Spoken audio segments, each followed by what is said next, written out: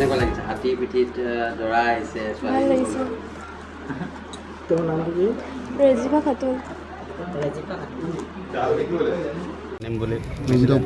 আজি আব্বা আদি খুৰা আদি বৰ্তা আদি সপোনটো পূৰা কৰি দিলে কি কয়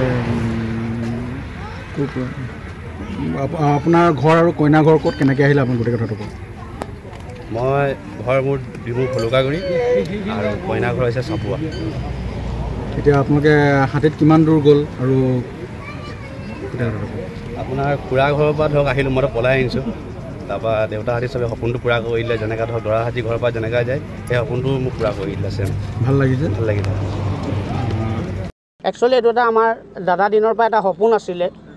আৰু তেখেতৰ দাদা নাই তেখেতে খুৰায়েক আছে বৰ্তা আছে দেউতা আছে তেখেতলোকে আজি এই বস্তুটো খুব মানে সপোনটো পূৰা কৰিবলৈ নাতিনীয়েকৰ তেখেতৰ ল'ৰা ভতিজাসকল ভতিজাৰ কাৰণে তেখেতলোকে আগবাঢ়ি এই কামখিনি আজি আগবঢ়াইছে